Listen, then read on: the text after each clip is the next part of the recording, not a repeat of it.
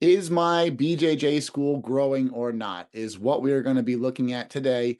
We're going to be approaching it through the lens of data. We're going to look at our data and it's going to be able to tell us where we are failing and what we need to do in order to fix it so that we can grow.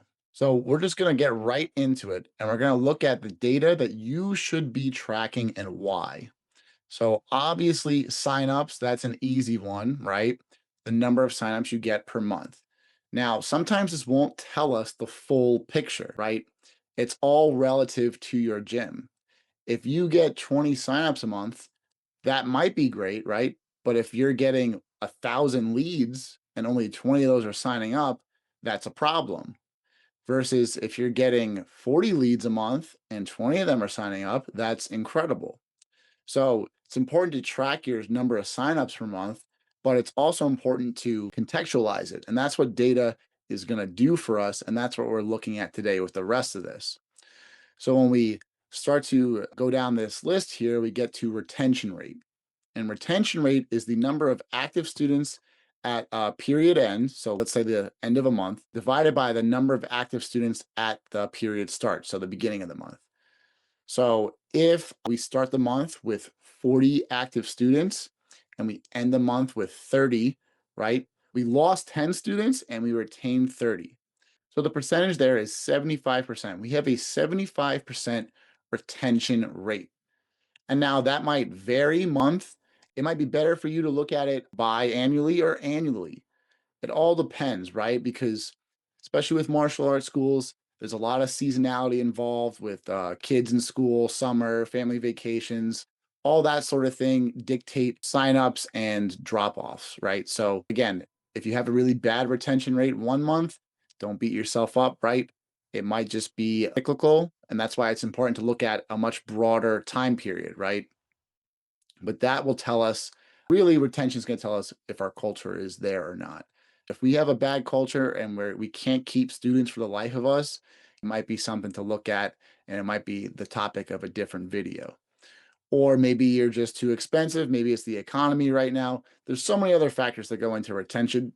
But most importantly, it's going to tell us if our culture is any good, if people like spending time at our gym.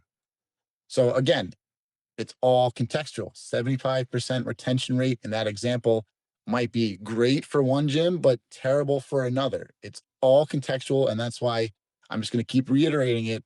You need to be tracking data and building up historical reports so that you can always go back to it and look and see, am I improving or am I declining? Next metric we're going to be looking at is our booking rate, which is just the number of bookings for class trials divided by the number of leads. So that is going to tell us how effective that top part of our funnel is, right? When people first enter our sales system, how effective are we at getting them from just a new lead and getting them to book a class time, a class trial? Next, we'll have show up or no show rates. So for show ups, it's the number of shows divided by number of bookings.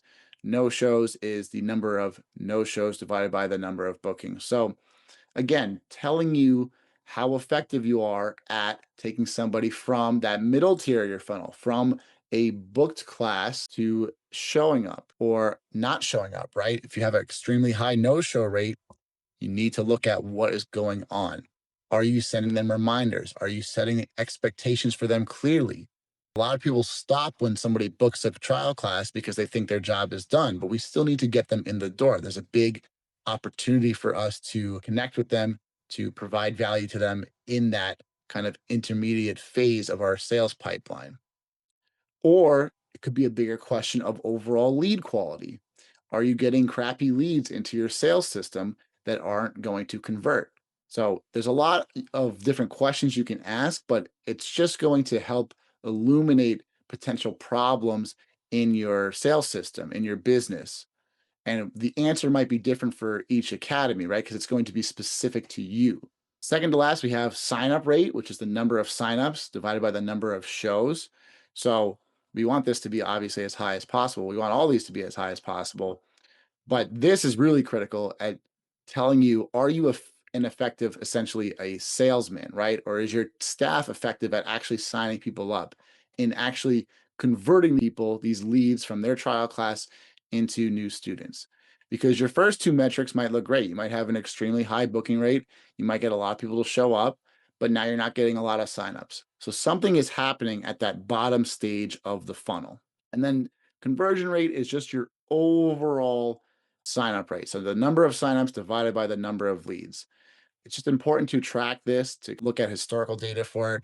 Some months might be better than others, and maybe it will help paint a picture as to why that is. Maybe January is a really good month for conversions and overall metrics because everybody's starting the new year, right? They want to start something new, they want to stick to it, blah, blah. You'll have a really strong month for that. But then, get into May or June, school's out, families go away, conversion rate might start to drop. Is that necessarily reflective of the quality of your system? Maybe, but it's important to start building all of this data and keeping it for historical purposes so that you can go back and reference year over year, month over month, and see, did I make an improvement or what is struggling, right? Maybe I have a high show up rate, a high sign up rate, but my booking rate sucks. What is going on at that stage? Or is it a bigger problem, right? I had mentioned earlier, are we putting good leads into our system or are we putting crappy leads? Because crappy leads aren't going to convert as well. Good leads are. So I hope you get an idea of what you should be using this data to make decisions to determine and diagnose problems in your gym and hopefully fix them. So I hope you got value out of this video. I hope it helps you grow your school to new heights. If it does, or if you just like me, give me a like and subscribe below. It really helps me out. And I'll see you in the next one.